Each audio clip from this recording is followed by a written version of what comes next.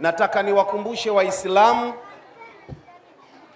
na wale waliokuwa Wakristo kama kaka yangu Mheshimiwa DC kwa maneno ya dini.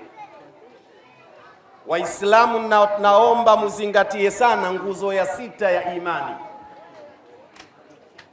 Ili uwe muumini madhubuti unatakiwa uishike nguzo ya 6 ya imani: kuamini, kuishiba na kuikumbatia kadari ama mpango wa Mungu. Hata jambo hili hapa lilipofanyika ni mpango wa Mungu. Mwanangu Sheikh Rashid aliponialika kuja katika jambo hili, nikamwambia hilo jambo nipe na mimi, mkimaliza na mimi tuje tuzungumze, niwaite viongozi wa serikali na wa dini, ili mradi tukumbushane vijana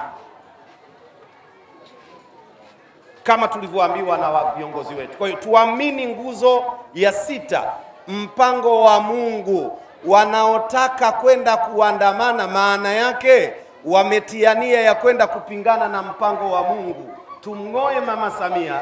Mungu kamteua, na sembezi wewe hatukutaki, tunaleta wa kwetu. Maana yake unapingana na nguzo ya 6, alafu unajiita Muislamu. Lazima uamini mpango wa Mungu, kadari.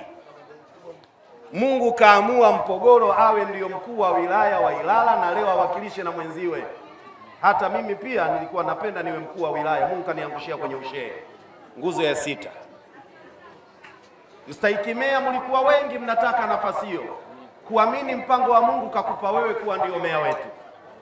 Kakaangu Mheshimiwa Chaurembo, mlikuwa wengi mnataka ubunge, mpaka mwanangu yule Rashid ni alikuwa anataka ubunge, alikuwa anataka kuangushe